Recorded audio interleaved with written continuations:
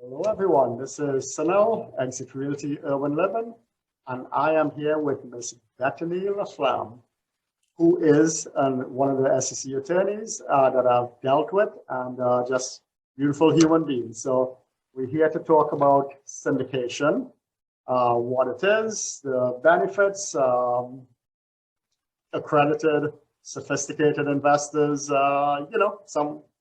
these are some of the topics that we'll talk about right now. So Bethany, tell me a little bit about yourself, and we'll jump right into syndications.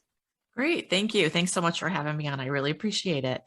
To tell you about myself, I grew up actually in the Midwest, humble beginnings. Went to law school to get out of the Midwest and move out to California. So I moved out west, and I never looked back. And started off in law school in Malibu. So that was a nice, easy transition. Did the big law thing in downtown LA for a while, and then ultimately set up my own practice until a few years ago. I joined Mauricio Raould as a partner at Premier Law Group. So that's where I am today, managing partner of Premier Law Group, where we focus all of our practice on helping syndicators stay compliant as they raise capital. That's what we do all day, every day. So you want to talk about syndications and staying compliant while you raise capital? That is what we do. So tell me, syndication. What exactly is syndication for those out there who may have never heard the term?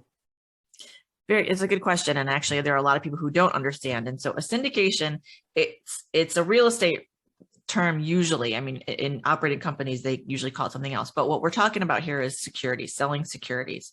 And that is when the SEC, or the Securities Exchange Commission, really cares about what you're doing because you're selling a security. So I think let's talk about what is a security. And a security is anytime someone puts up their money as a passive investor, meaning that they are expecting a return based on someone else's efforts, that someone else has sold a security. So if you are selling a security or you're a syndicator, then you are raising capital from passive investors. You are doing all of the work, and that work is expected to generate a return. So you've then sold a security.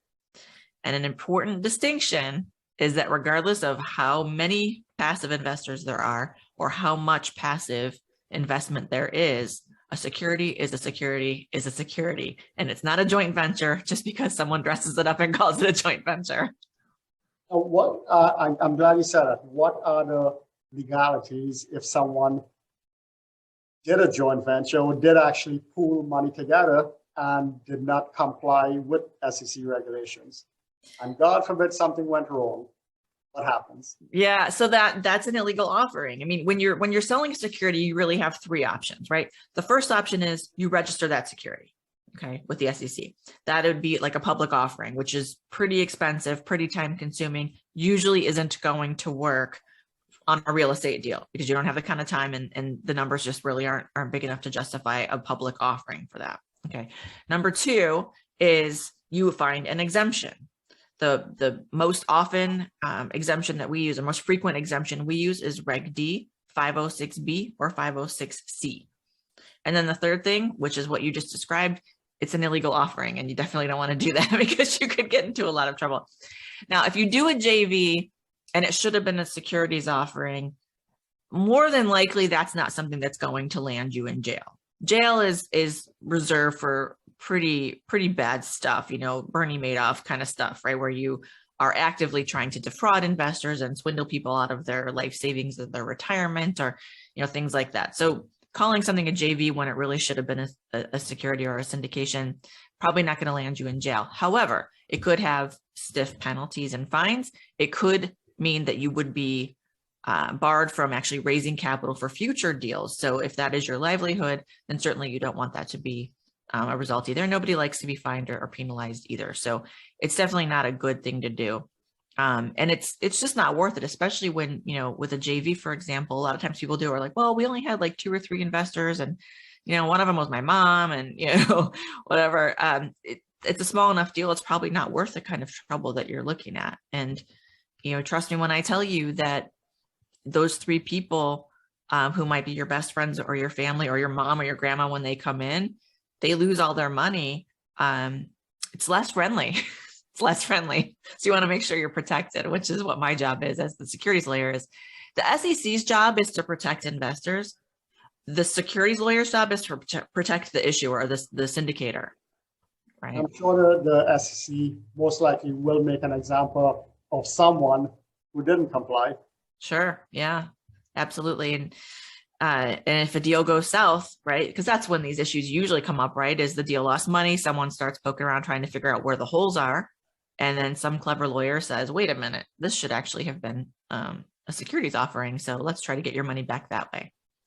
How paper intensive is it to go ahead and set up the documentations and do this right? What's like the cost factor, the time frame? So a Reg D 506B or 506C offering it's somewhat intensive in that you need to provide disclosures. Now 506B and 506C are a little bit different. 506B, you do need to give all the risk disclosures that you can think of all the ways the investors might lose their money and all the risks involved in investing in this offering, whether it's, because it's a new company or because it's a real estate deal or because of the asset class or because it's a new manager, whatever it is, we put the risk disclosures in there. So that is in what's called a private placement memorandum, a PPM. That is the sort of most intensive part of the paperwork or the documentation that we're talking about. But along with that, you also need an operating agreement. You need an investor questionnaire to learn a little bit about the people that are putting their money in. And then you need a subscription agreement, which is really the agreement where the investor tells you how much they're going to put in and that they're actually going to come into your deal. And so that becomes an offering packet, right, that you give to your investors. Now, we use this term loosely, an investor. Mm-hmm. Who is an investor? Who could participate? Obviously, we need to look at their finances, but who could participate in such a deal? Well, if you're looking at a 506B offering, 506B is an exemption where you are allowed to get up to 35 non-accredited investors, which I'll explain what that is, and then unlimited accredited investors, right? So that's in a 506B offering. So what an accredited investor is currently, it looks like the rules might change a little bit, but currently, an accredited investor is any individual whose income for the past 2 years has been 200,000 or more and is reasonably expected to be at least 200,000 in the current year, or 300,000 if they want to take in their spouse's income in consideration as well. Or their net worth is $1 million or more, excluding their primary residence. And that's the one we think might be changing here soon. But for now, that's it. There are a few other ways to become accredited, but those are the primary ways. So in a 506B offering, you can accept up to 35 sophisticated investors, which means they might not be accredited. They might not hit those income or net worth thresholds, but they still need to be sophisticated enough, knowledgeable enough in business or in investing or in real estate to reasonably accept their investment without, again, taking someone's last $50,000 or taking money from someone who just doesn't understand what it is they're investing in, which is why you want to provide the risk disclosures. Now, is there a classification for someone who is not sophisticated or not an accredited investor, and could that individual invest? They should not. I guess there's not really a label for that person. But no, you should not accept people as passive investors into your deal if they're not at least sophisticated enough to understand what they're investing in. If they're not, then it could be a situation of you'd have to return that investment, or could be worse, could be fines, penalties, that sort of thing. So the questionnaire that I mentioned that comes as part of your documents, you really want to make sure that you're comfortable, that the person knows what they're getting into. And the reality is, just from a practical standpoint, forget the fact that it's illegal. I mean, don't forget the fact that it's illegal, but from a practical standpoint, you don't want to be dealing with people who are calling you up all the time. Where's my money? Where's my money? What's going on? I don't understand. Like that's a part-time job right there, just dealing with unsophisticated investors. So from a practical standpoint, you just really don't want to deal with that. Now, besides, I guess, vetting a sophisticated or accredited investor, we know there's paperwork that's needed from them or the accountant, I guess. Are there like companies out there also who could vet these guys? Absolutely. So if you do a 506c offering, that's the one where you can't even accept you can't even accept sophisticated investors. They all have to be accredited. And then you have to take reasonable steps to verify.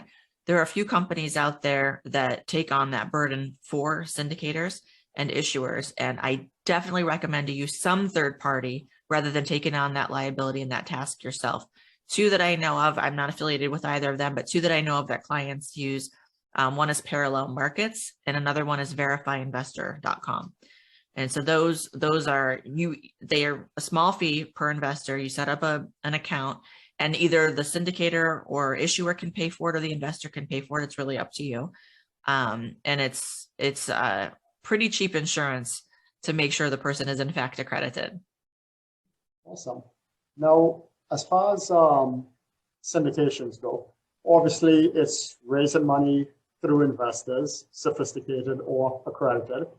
What happens if someone has a 1031 exchange or a DST, deferred sales trust? How does that play into one of these type syndication deals?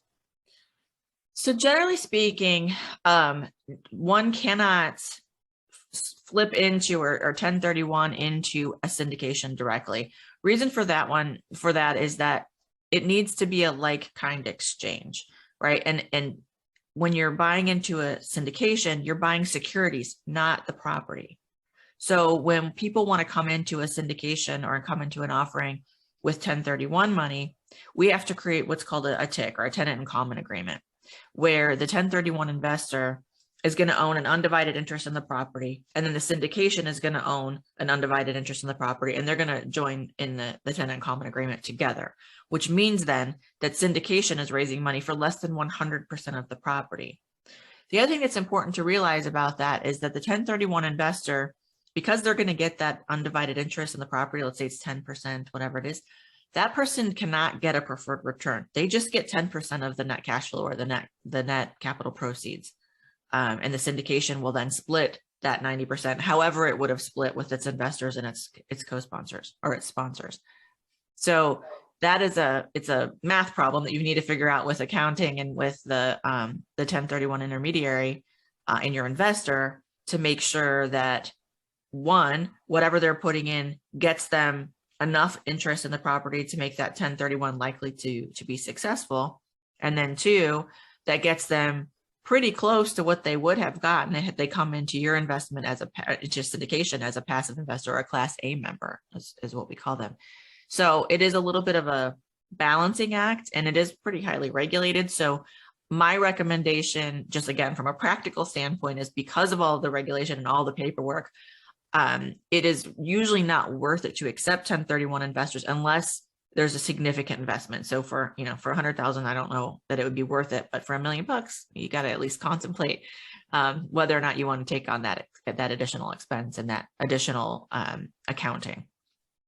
Now, the other question I have for you is deferred sales trust. If someone has one of those, like a 1031 exchange, could we do the same tick with a DST? That is actually going to be more of an accounting and that's going to be a tax question, right? So from a securities perspective, yes, it's the same. And I would just make whatever risk disclosures I need to make to your investors to say, hey, here's the risk. We're going to enter into this deal with the DST and we're going to own less than 100% of the property. The question really that I can't answer is from a CPA side, is this exchange or is the tick going to be enough to make the tax treatment work? Is that going to get them where they want? And nobody can guarantee it, but at least what would happen is I would actually work closely with the CPA to make sure that how we're structuring it is most likely to get them what they want.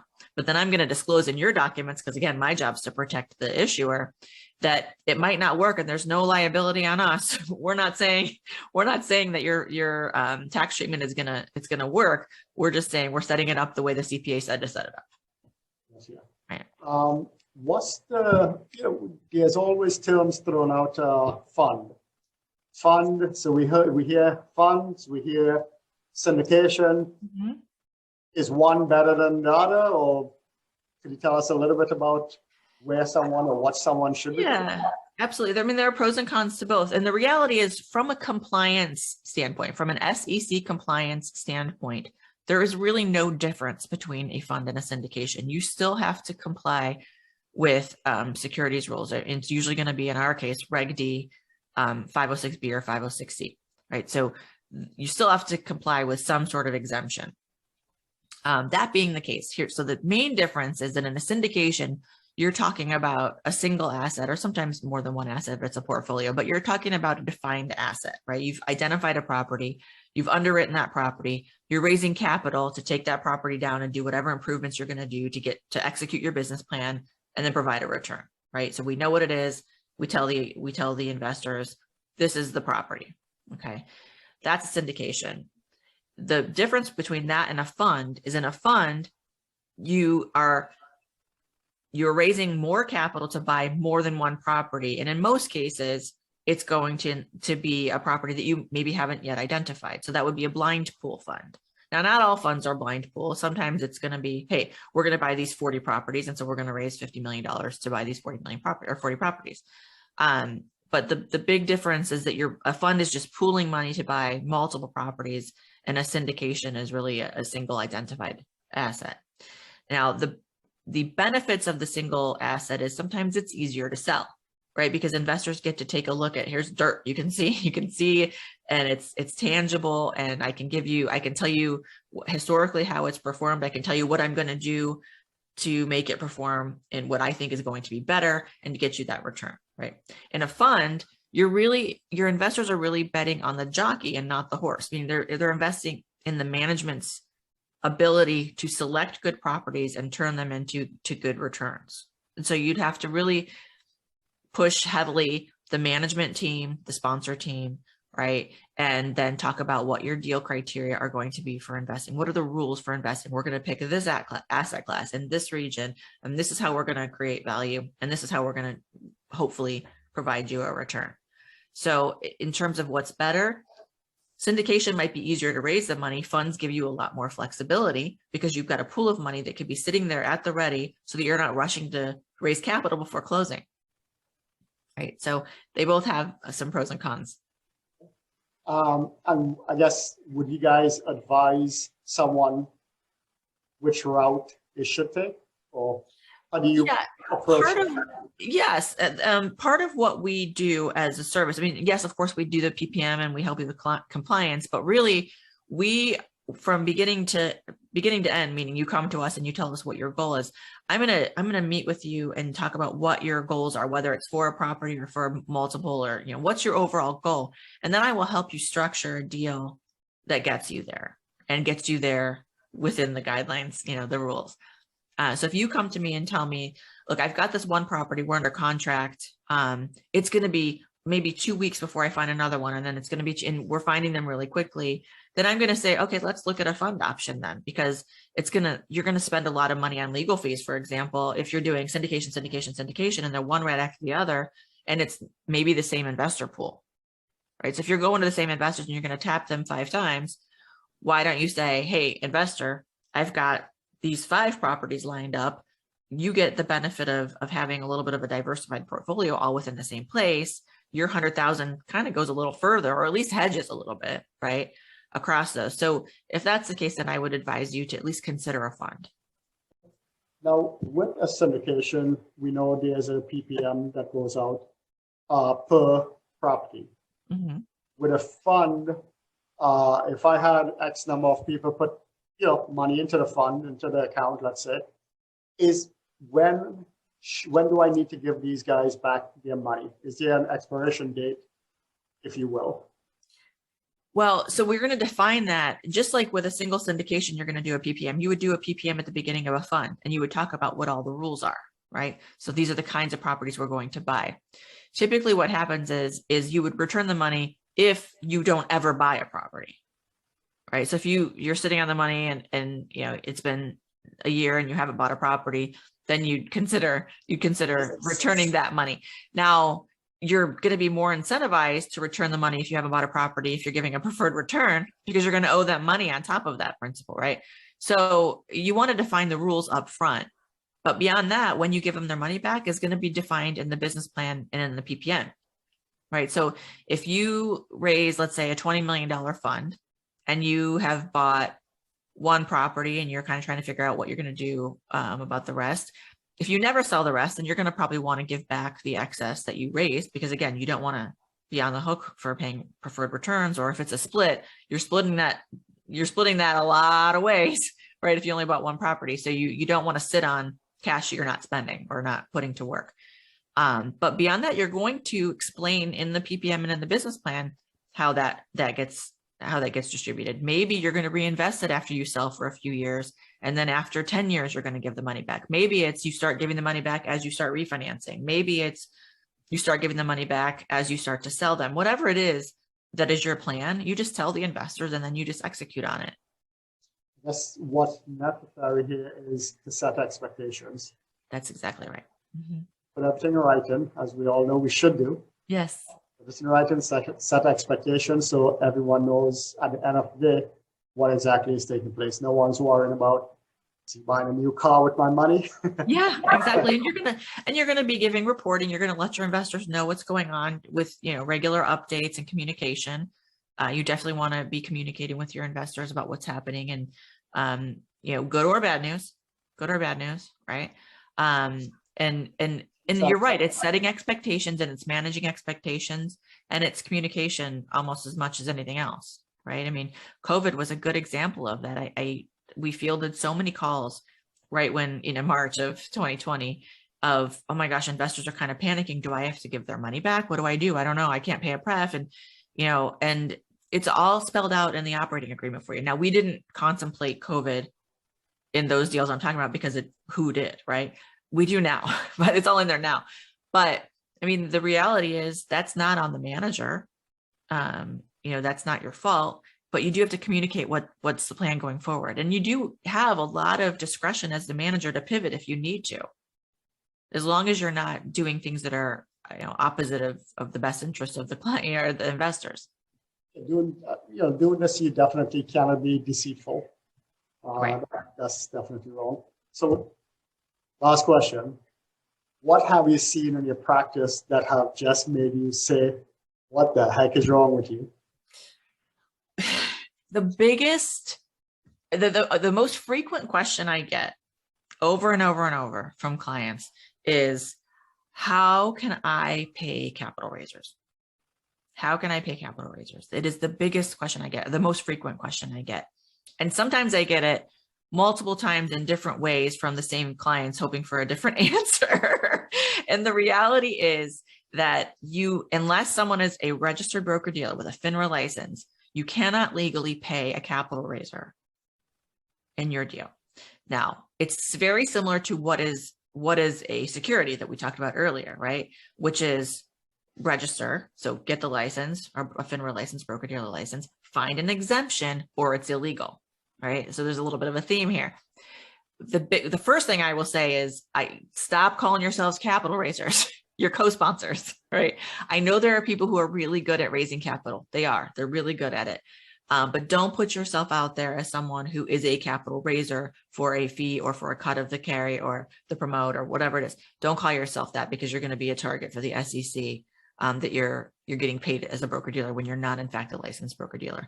Be a co-sponsor. Bring something else to the table in addition to being able to raise capital, right? Because you can, if you're really on the team and you're doing some other substantial duties, right? Yeah. And investor relations may get you there, but it doesn't automatically get you there. Substantial duties, then you can get a cut of the deal and be really a co-sponsor and also raise money. But that comp that you get, the compensation you get, cannot be transactions-based compensation. And that means that it cannot be tied to whether or not or how much you raise. So that's the one. That's the one that I'm just like, really, you can't do it. I've personally heard so many horror stories as well. I've actually had people tell me, listen, I raised money and I know for a fact they want compensation. And again, the answer from me is, I'm sorry. Yeah. As much as I would love to get the money from whoever has the money, I'm not doing it. And you know what? This is what I tell people. Just use your lawyer as the bad guy. My lawyer says, I can't do it. I'm sorry. She's terrible. And then you can stay friends. Yep. Well, Bethany, I truly appreciate your time. Oh, my pleasure. And let's do a couple more of these. Absolutely. Anytime. You let me know. I just want to let everyone know that Bethany is my attorney as well. We have done, syndication, and she did all of our paperwork as well. So just transparency here, and great company, great person to work with. Bethany, you want to give anyone out there who's looking to do a syndication your information? Absolutely. My email is bethany@plglp.com. And you can also find me on YouTube, Bethany LaFlam on YouTube. So you can find a lot of content there, including we'll post this when you release it. Absolutely. Guys, if you have questions and I can help you as well, myself, 201-954-0292. Bethany, I do appreciate your time. Thank you.